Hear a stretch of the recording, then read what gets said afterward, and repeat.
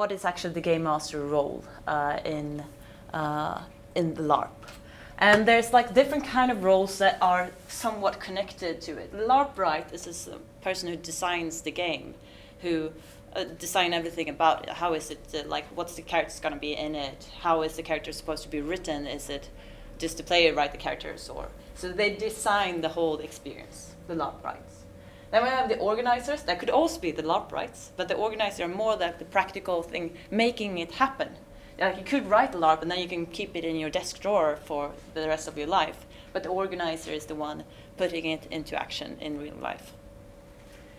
And an organizer, depending on how large your game is a split of like different roles also. It could be like just one organizer putting up Long Live the Revolution, but you could also have like a LARP for thousands of people.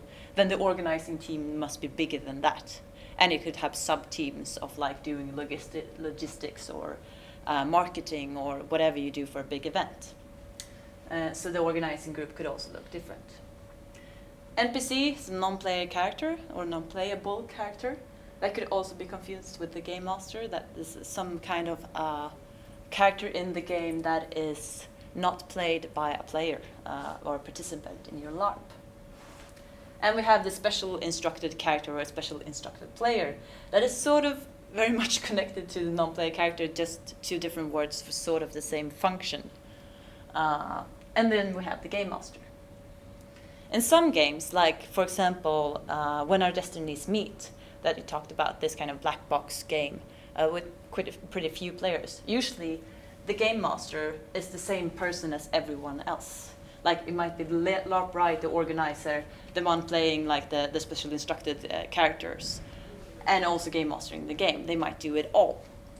But in other games, the game master might be not doing any of these. They have sort of received a game that they're game mastering that someone else have done.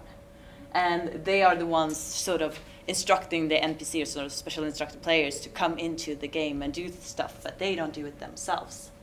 And they have nothing to do with like the logistical receiving the participant thing. They just game master the game. So it differs very much how the role of the game master could be in different kinds of games. But what I mean basically when I say game master is the one responsible for pacing the game. So the one responsible for taking the design and pacing it throughout the experience for the players. And you could also argue that there's more into this. I would probably put into that the game master is also responsible for putting interactions, initiatives for the players. So they put in things that the players can react to or interact around, but they might not interact themselves around that. Put in things in the game to interact around. Okay, so tell me I'm wrong. What could you more put into the role of the game master? In the UK we have the term directed player character, which again is another variation of NPC. Which is similar to SIC. Yeah, it's a blurry concept that Yakko is working on this, and actually there's no NPCs, it's a spectrum agency possibly. And you could absolutely argue that there's never an NPC. Equally, some people would argue that if the organiser is in the character, they're an NPC. So which means in some LARPs, some Nordic LARPs, everyone's an NPC by UK definitions. Yeah, that's interesting. The other thing which I think we see a lot in UK LARP is the distinction between game master and referee. Ah, not necessarily the same that's interesting. Thing, and in many ways it's better if they're not. So the referee will deal with rules queries and making sure that play is fair, and that the quest level, what do you call it, the campaign LARPs with hundreds or thousands of players, you need those people. Yeah, I could see that. Whereas the game master isn't necessarily present on the field at all. And doesn't necessarily care about fair and cares more about interesting. Yeah. Which is where the distinction gets important, because if the refs start caring about interesting, they're not very good refs anymore. That's very interesting, and like it's completely weird for a Nordic LARPer to talk about referees or having something put in totally unexpected.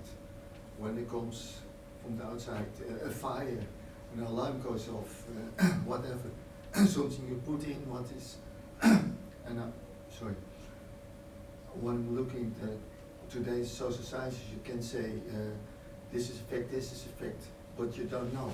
And if you change something, get away the alarm going on or whatever, you see how people are reacting and doing it. So how do you mean that that is the... Yeah, that I mean we talk now in the theory about social science, but if you put it in here, and you say suddenly a fire breaks out, what happens? Well, UK Larps have like a first aid crew on site for. Yeah, But yeah. I mean, Would Do you you guys mean, not do you like mean this? a But I mean, real yeah. fire, or do you mean an in-game fire? It can be either way. If the alarm goes off, Well, so so it can be a part of the play, but it can be a real alarm. So you don't Okay, know. so I think what I'm hearing here is that there, for me, there's actual things happening that is not planned and not in the game that are accidents, for example. And those things, the game master could be responsible for trying to solve that and cut the game. Also, the game master can use, as I said before, putting things into the game for interaction to happen.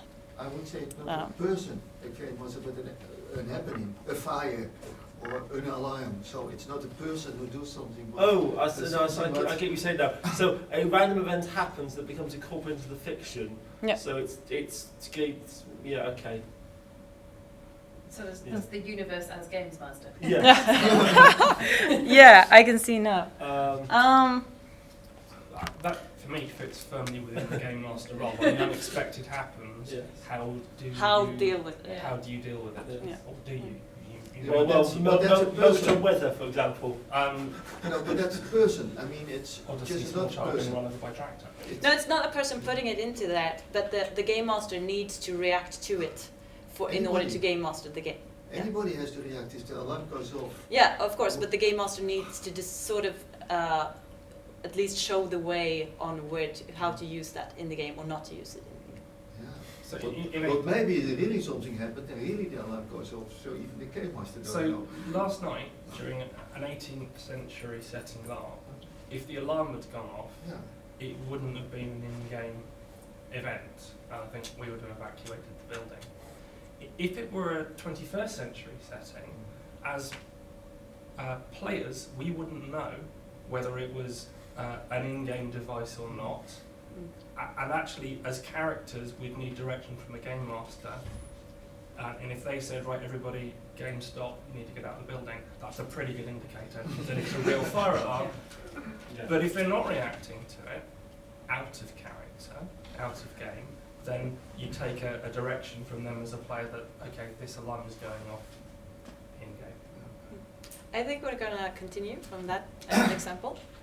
There's sort of an idea of thinking on designing games that's called the mixing desk of LARP.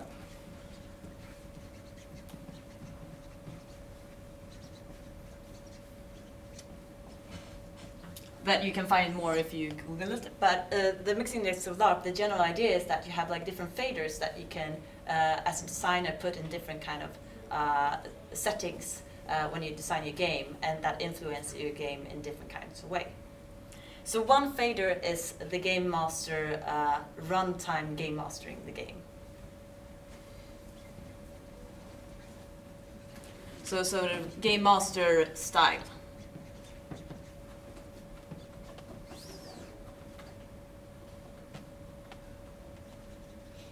So from interventionist to hands off. Yeah, actually it's active passive. Okay.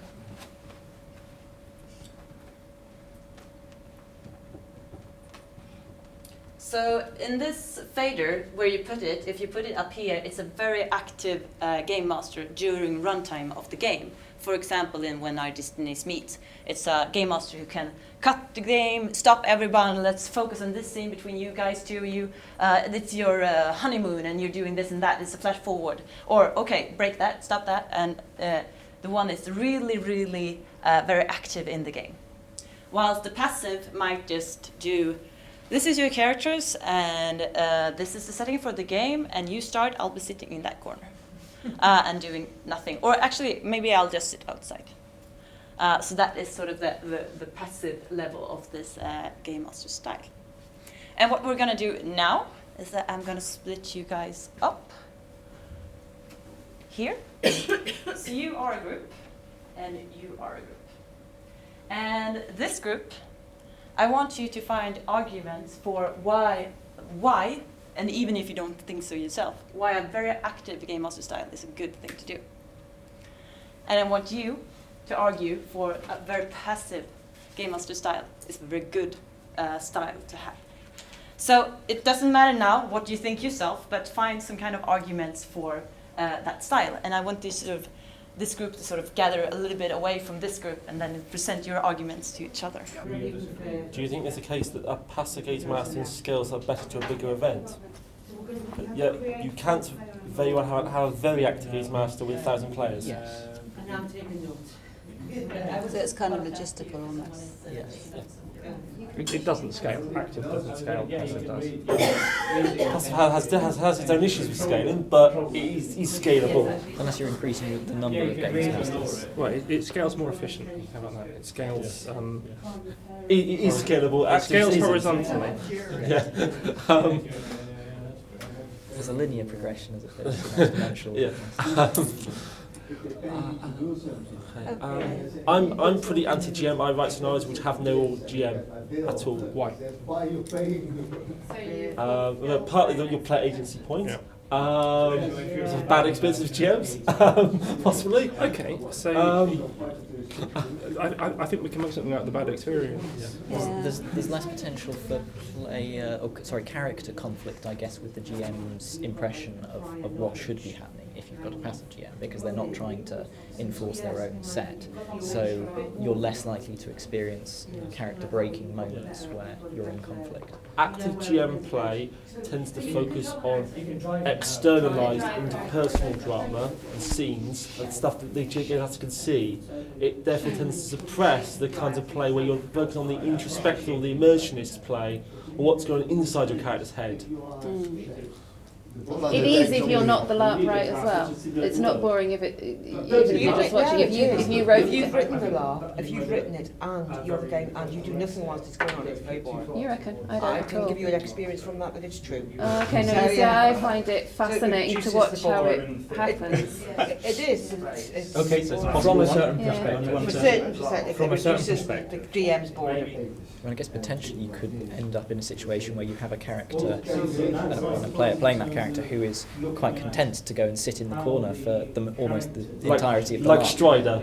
But they're having their own very complex experience by being in that corner. Yes. But the Games Master might not understand that necessarily. And it was a board player and throw plot at them, which Yes. is actually disruptive. Yes.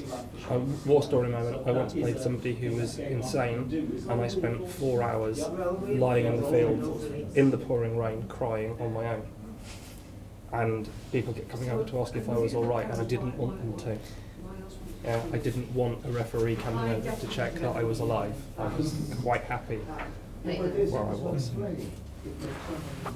Special case. No, actually, it's not a special case by any means. The pouring rain, I think, might be a special case, but the crying on my alone definitely isn't. Really? Really. I mean, that raises the situation of where else in your life do you kind of safely get a chance to experience lying in a field for 4 hours? Being mad. Being mad. That was the important Yeah. aspect of it. Summarize. So we felt that the active, that if you were fully active, that you could create full player involvement. That's one. We thought greater control of the intensity and the tension. We felt that from the client or the player's perspective, they were getting their money's worth if they could see you being active, rather than just sitting there watching what was going on. That they could shape and drive the narrative. Role reinforcement. What does that mean? You can reinforce the what rules people are meant or to be doing as they're going through it. So you're driving and shaping the narrative.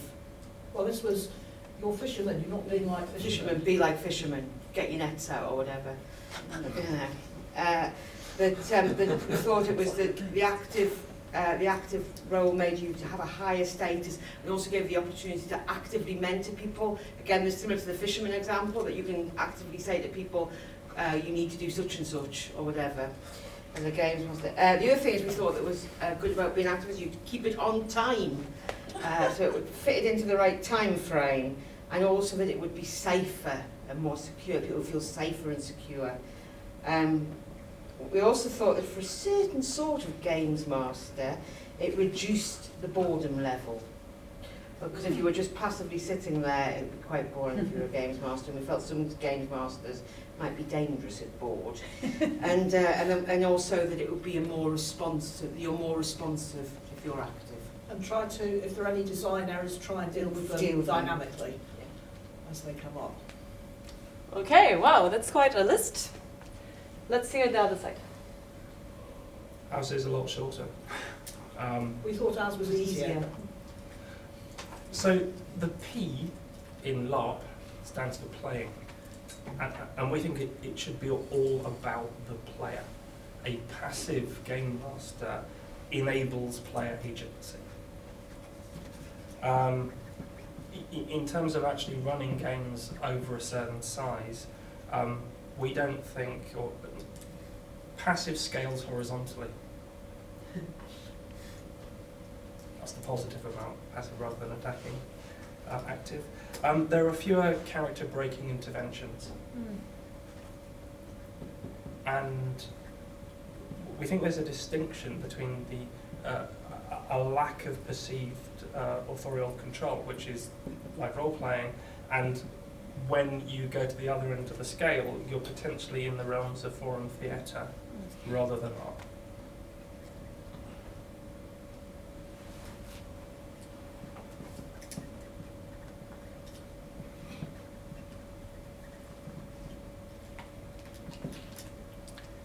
Right, great.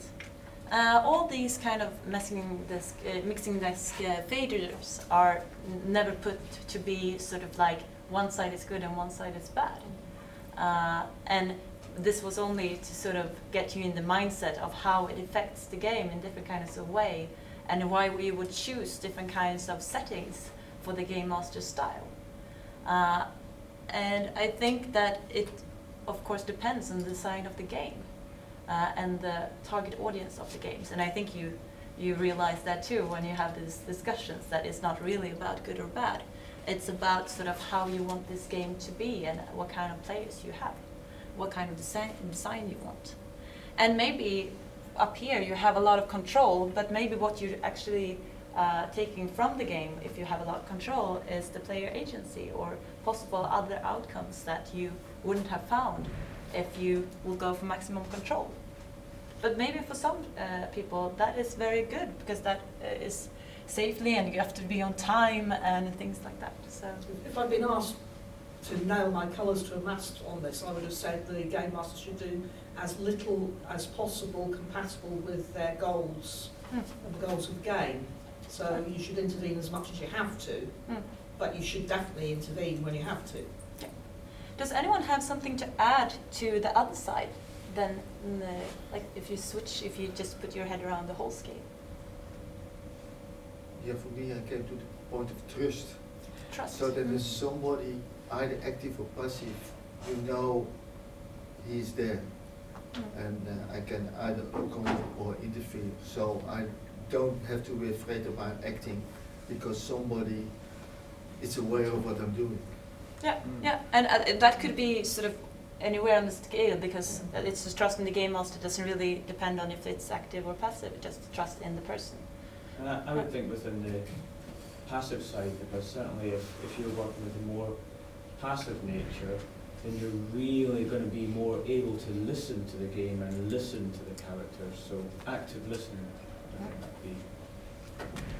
I think what, at least I think, is the main point of a game master, and what you have to do as a game master is listen. So in educational role play, you would call this a facilitator. Yeah, you could. Which is perhaps a better title than game master, in the sense it doesn't quite suggest you're bossing people around. Yeah. I would like to drop the title games master, because a lot of labs are not games by most definitions, and master has unfortunate power connotations as well as being gender specific. Yeah. So I'd rather drop the whole term, but I don't have an easy replacement. No, Yes. I think, and that is a good thing to think about, that maybe in the word of both game and master we put a lot of value into those words that doesn't apply for the role of the game master. But I think listen is like the main point always when you're game mastering a game, no matter what kind of style you use, because you could be super active, but then I really have to see and listen in my players, so I don't take away player agency, or I don't intervene when they don't want me to intervene in their game. So for a very, very active style, I would argue that probably you need a less amount of players, because it's so hard to know if I'm ruining their game by being too active if I have too many players to listen to. So listen is a very important thing in game mastering. And listen doesn't always have to mean that I can listen in on everybody who's playing, but listening could be when we have thousands of people playing the game. Listening could be like every morning we have a non-player character meeting with everyone who's out there in the game, and they just report back to me what's happening in their side of the game. So I, as a game master, can make informed choices when I am game master. On that point, Maelstrom, which is one of the big 1,000-player LARPs that ran in the UK for 8 years, they had the tradition of low-status NPCs as the assistant to very high-status player characters, who were there to listen, to find out what the players were up to. They get called baldricks. Baldricks, as in the Blackadder character. Okay. So you get your NPC baldrick who would then go back and tell the games master, yeah, this is the players plan to go war tomorrow, or whatever. Or Humphreys, because there was a civil servants. Acting that way. Which is just pure listening NPCs. Yeah. The issue I've always had with them is that the story they're telling you is informed by the character they're playing on the field and the agenda of the players around them. So the message that you get from those people is, by definition, from an unreliable narrator. Yes.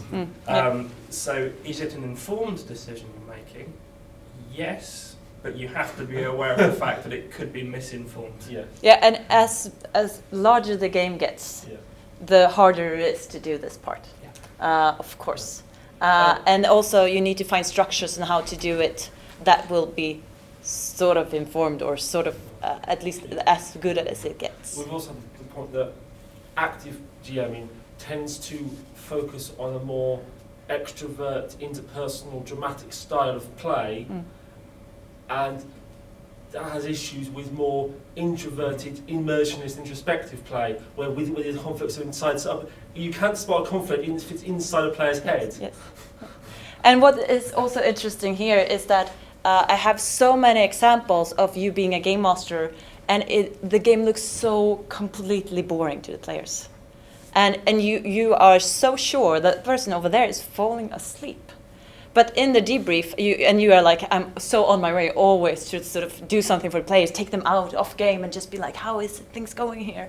Or like putting a lot of stuff in their way for them to interact with. But in the debrief, when you listen to them, they had the most fantastic play on their own. And I think that your group was a little bit into that too, that it's very hard for game masters to be in everyone's head to know how their game is happening.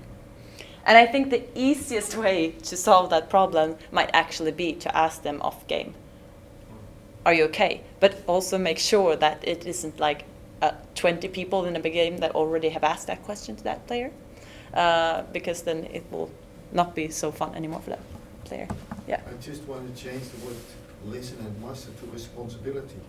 So it means if you're active or passive, it doesn't matter. If you are the responsibility of what's going on. So maybe you have to act a certain moment because something goes wrong, or you have not to act anyway. No, you can't be responsible because the players have agency. You cannot be responsible for the actions of the players. No, but I mean, if you are the master, you need to listen. But in the end is Yeah, you have the exactly. overview. You somehow, and if that's reliable or you have the active or passive, but somehow you take up the responsibility for what you think is going on. Yeah, but I think absolutely you have a kind of responsibility of the game. That's the role of the game master. But listening is a way to get information to actually in a good way use that responsibility. What were you about to say? I think your point about talking to the players and actually asking them how is it going is a very useful one. We have the advantage at the PD events in that there is an in-game field and an out-of-game field. So it's possible to actually talk to the players in a space where their players are not their characters. Yeah. It does involve standing around outside the toilets for a while, but people tend to be quite talkative on their way back. Yeah. And I also want to point out that there's like game mastering is not only runtime game mastering.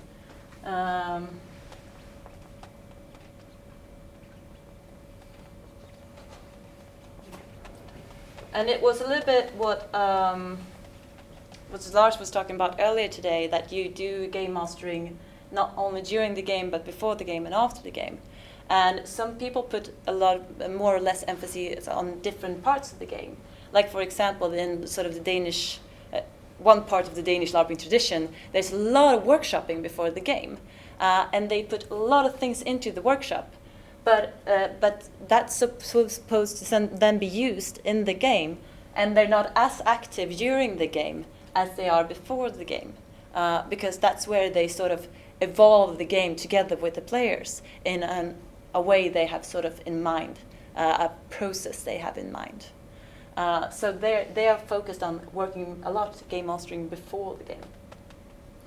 And in an educational LARP, of course, you do have a lot of during the game, because usually when you do an educational LARP, it could be for very inexperienced players, and you could need to be quite active during to help out for them to feel safe and know what to do.